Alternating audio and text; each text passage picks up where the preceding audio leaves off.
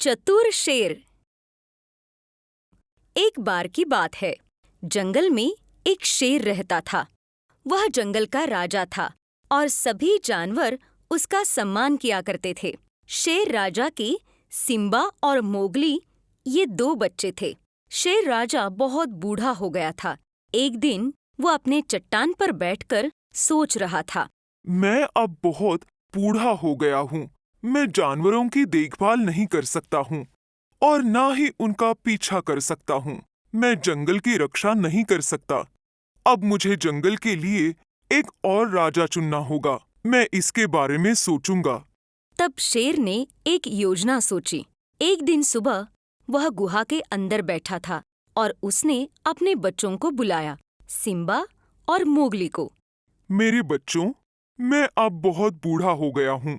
मैं आप में से किसी एक को जंगल का राजा बनाना चाहता हूँ, लेकिन उससे पहले आपकी बुद्धिमत्ता का परीक्षण करना चाहता हूँ। ठीक है, आप जैसा कहेंगे वैसा ही करेंगे।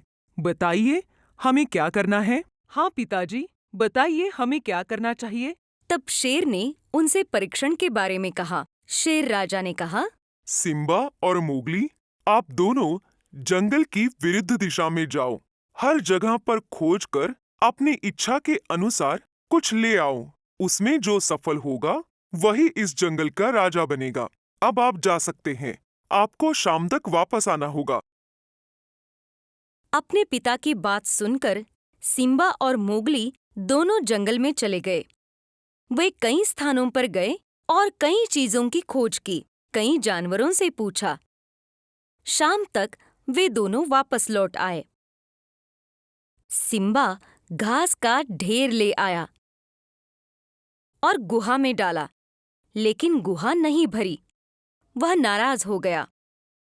तब मोगली आग के साथ एक छड़ी लाया और गुहा के मध्य में खड़ा हो गया। फिर पूरी गुहा रोशनी से भर गई। उसी वक्त शेर गुहा में आया और उनसे पूछा कि वे दोनों क्या ले आए। मेरे बच्चों, मुझे खुशी है कि तुम वापस आ गए। अब मुझे बताओ कि तुम क्या लाए हो। तब सिम्बा और मोगली ने जवाब दिया।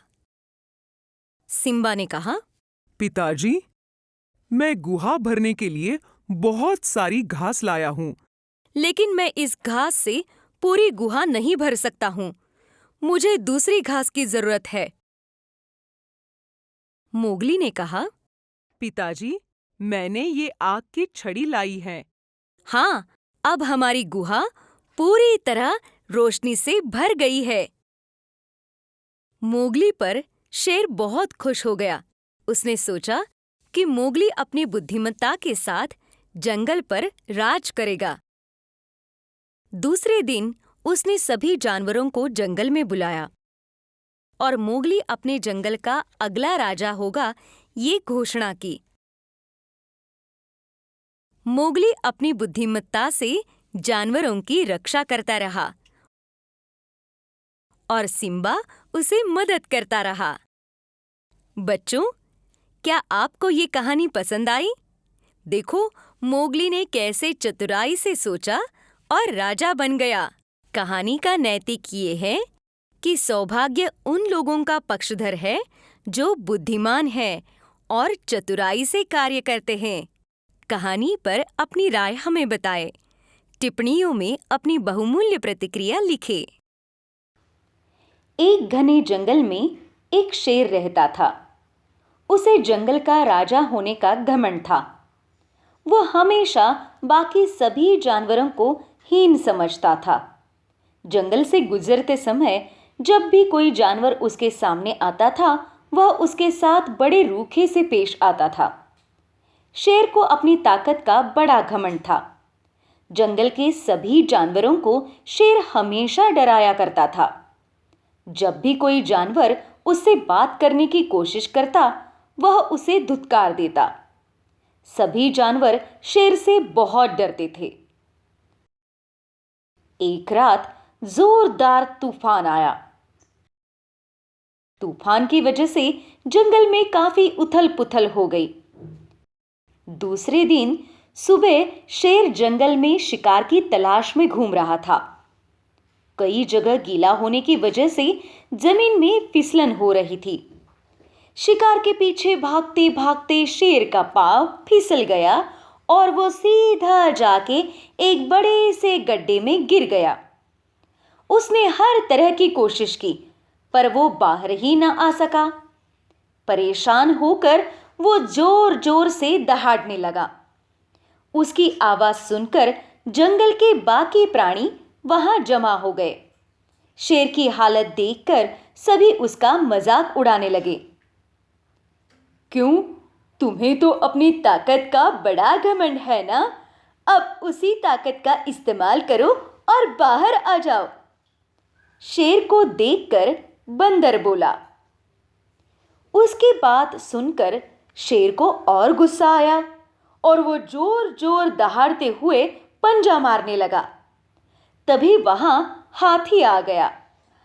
हाथी ने देखा कि शेर बाहर आने की नाकामयाब कोशिश कर रहा है और बाकी सारे जानवर उसे देखकर हंस रहे हैं।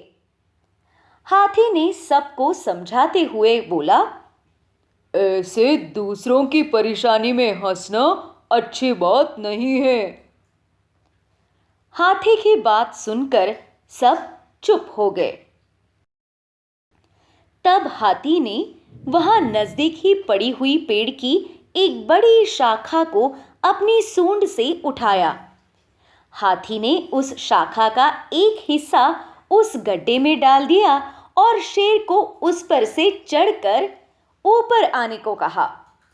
झट से शेर उस शाखा पर चढ़ गया और ऊपर आ गया। जब वो ऊपर आया तब हाथी ने उससे कहा, अपनी ताकत का घमंड मत किया करो, उसका इस्तेमाल दूसरों की मदद करने के लिए किया करो। शेर अपनी हरकतों से काफी शर्मिंदा था। उसने सबसे माफी मांगी और कहा कि आगे से वो अपनी ताकत का इस्तेमाल सबकी मदद के लिए करेगा और वो कभी भी अपनी ताकत का घमंड नहीं करेगा। बाकी सभी जानवरों ने भी अपने बर्ताव के लिए शेर से माफी मांग ली। तो बच्चों, कभी भी किसी भी बात का घमंड नहीं करना चाहिए।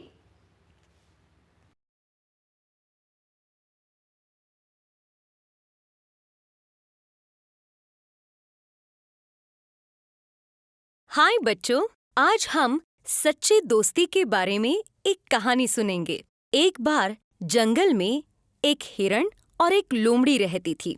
वे दोनों अच्छे दोस्त थे। वे रोज एक साथ खेलते थे। एक दिन जब वे खेल रहे थे, उन्होंने एक शेर को दहाड़ते सुना। लोमड़ी ने हिरण को बताया।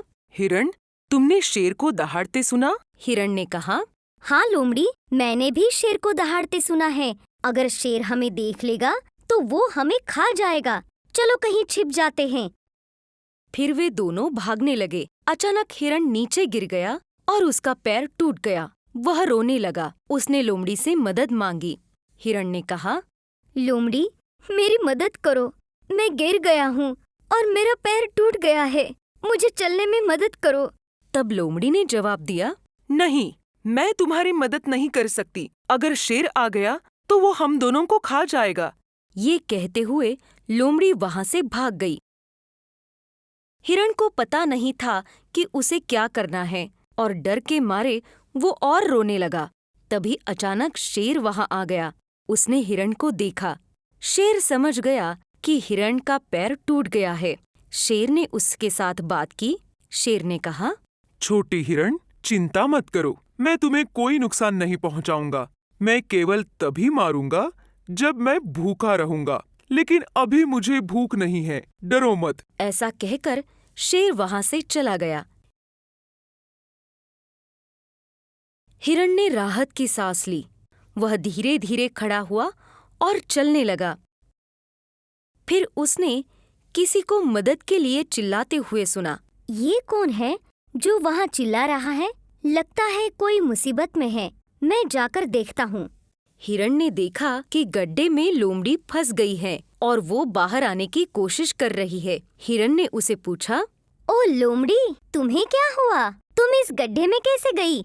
लोमड़ी ने कहा, मेरे मित्र, मैं यहाँ से दौड़ रही थी और इस गड्ढे में गिर गई। मैं ऊपर नहीं चढ़ सकती हूँ, कृपया मेरी मदद करो। हिरण ने कहा, चिंता मत करो, मैं तुम्हें गड्ढे से निकालने के लिए कुछ सोचता हूँ। यहीं रुक जाओ। हिरण जंगल में गया और वहाँ एक हाथी को देखा। वह हाथी के पास गया और पूछा, हाथी चाचा, मेरा दोस्त एक गड्ढे में फंस गया है और ऊपर नहीं चढ़ सकता है। कृपया मेरे साथ आइए और मेरे दोस्त की मदद कीजिए। हाथी ने कहा, ठीक है, मैं आपके दोस्त की मदद करने के लिए जरूर आऊंगा। मुझे दिखाओ कि वो कहाँ है। फिर हिरण और हाथी उस गड्ढे के पास गए जहाँ लोमड़ी गिरी थी। हाथी ने अपनी सूंड गड्ढे में डाली। लोमड़ी ने सूंड को कसकर पकड़ रखा था। फिर हाथी ने लोमड़ी को ऊपर खींच लिया। लोमड़ी ने हाथी को मदद के लिए धन्यवाद दिया। लोमड़ी ने कहा, हाथी, मेरी मदद करने के लिए धन्यवाद। मैं आपकी बहुत आभारी हूँ। हाथी ने कहा, मेरे मित्र ने मुझे आपकी मदद करने का अनुरोध किया है, इसलिए मैं आपकी मदद करने आया हूँ। अगर आप सुरक्षित हैं, तो मैं अब वापस घर जाता हूँ। फिर हाथी वहां से चला गया। शेर के आने पर हिरण को पीछे छोड़ते हुए लोमड़ी को अफसोस हुआ, लेकिन हिरण ने बिना शिकायत लोमड़ी की मदद की। लोमड़ी को अपनी गलती का एहसास हुआ और उसने हिरण की माफी मांगी। लोमड़ी ने कहा, हिरण, तुम बहुत अच्छे हो। जब तुम मुसीबत में थे, मैं तुम्हारी मदद करने नहीं आई थी, लेकिन आज तुमने मेरी जान बचाई। मैं तुम्हारी बहुत आभारी हूँ। जरूरत पड़ने पर मैं तुम्हें दोबारा कभी अकेले नहीं छोड़ूंगी। वे दोनों एक दूसरे के गले मिले और वहां से चले गए। प्यारे बच्चों, आपको ये कहानी कैसे लगी? इस कहानी में नैतिक ये है कि आपको अपने दोस्त को मुसीबत के वक्त कभी भी अकेला नहीं छोड़ना चाहिए। हमें हर परिस्थिति में प्रत्येक व्यक्ति की मदद करनी चाहिए। कहानी पर अपनी राय हमें बताइए। टिप्पणियों में अपनी बहुमूल्य प्रतिक्रिया लिखें। टिप्पणियों में अपनी बहुमूल्य प्रतिक्रिया लिखें। एक बार की बात है, एक गांव में एक बिल्ली रहती थी। बिल्ली का नाम गोलू था। गांव दूध और दही से भरा था। गोलू रात को घरों में घुसकर दूध पीता था और दिन के समय सोता था। गोलू वहां बहुत खुश था। एक रात जब गोलू भोजन की तलाश में जा रहा था, उसने एक और बिल्ली को एक पेड़ के नीचे सोते हुए देखा। उसका नाम टिंकू था। गोलू ने टिंकू के पास जाकर कहा, हाय टिंकू, तुम यहाँ क्यों सो रहे हो? क्या आज तुमने खाना खाया? हाय गोलू, मैंने 3 दिन से कुछ नहीं खाया। मैं बहुत भूखा और कमजोर हूँ, इसलिए मैं यहाँ सो रहा हूँ। मैं देख रहा हूँ। तुम चिंता मत करो, मेरे साथ आओ, मैं तुम्हें कुछ खाने देता हूँ। यहाँ पास में ही घर है, चलो खाने चलो। बहुत बहुत धन्यवाद मेरे दोस्त, चलो। तब गोलू और टिंकू पास के एक घर में गए और वहां उन्हें कुछ दही मिला। तब गोलू ने टिंकू से कहा, टिंकू, यहाँ कुछ दही है, हम इसे साझा करें। 3 दिन तुमने कुछ नहीं खाया है, इसलिए तुम अधिक दही खाओ। Thank you Golu. गोलू और टिंकू ने दही खाया और चले गए। फिर वे दोनों अच्छे दोस्त बन गए। वे साथ में भोजन की तलाश करते थे और इसे साझा किया करते थे। फिर एक दिन टिंकू ने सोचा, मुझे गोलू के साथ अपना भोजन क्यों साझा करना चाहिए? अगर गोलू नहीं हो तो मैं सारा खाना खा सकता हूँ। कल मैं अपने आप जाऊंगा और सब खाना खाऊंगा। मैं गोलू के साथ नहीं जाऊंगा। फिर अगले दिन टिंकू ने गोलू के आने का इंतजार नहीं किया। टिंकू अकेले चला गया और उसने एक छोटी खिड़की को देखा। वहां खिड़की पर चढ़ गया और घर के अंदर चला गया। वहां उसने इतना खूब सारा दूध देखा और उसने महसूस किया कि वह बहुत सारा दूध पी सकता है और अपनी प्यास बुझा सकता है। वो बहुत खुश हो गया और अंदर जाकर उसने पूरा दूध पी लिया। वापस आते समय जब उसने खिड़की से बाहर आने की कोशिश की तो वह वहां से नहीं जा सका। उफ, मैंने इतना दूध पी लिया। मेरा पेट अब बहुत बड़ा हो गया है और मैं यहाँ से नहीं जा पा रहा हूँ। मुझे अब क्या करना चाहिए? इस बीच घर के मालिक ने खिड़की के पास बिल्ली को देखा।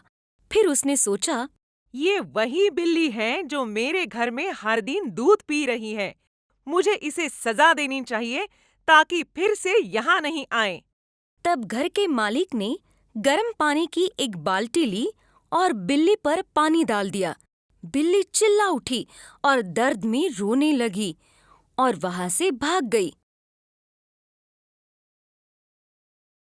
अगले दिन गोलू ने टिंकू के बारे में सोचा। कल मेरे साथ खाने के लिए टिंकू क्यों नहीं आया? मैं जाकर उससे इसके बारे में पूछूंगा। तब गोलू टिंकू को देखने गया। हाय टिंकू, तुम कल भोजन की तलाश में क्यों नहीं आए? मैंने तुम्हारा इंतजार किया था और फिर खुद चला गया। तुम कल कहाँ थे? तब टिंकू ने बताया कि उसके साथ क्या हुआ और उसने माफी मांगी। गोलू, मुझे बहुत अफसोस हो रहा है। मैं बहुत लालची बन गया था और गलती कर बैठा। अब से मैं ऐसा नहीं करूँगा। मैं अकेले नहीं जाऊँगा। एक साथ और भोजन समान रूप से साझा करेंगे। तब से गोलू और टिंकू हर जगह एक साथ जाया करते थे और भोजन को उनके समान रूप से साझा किया करते थे।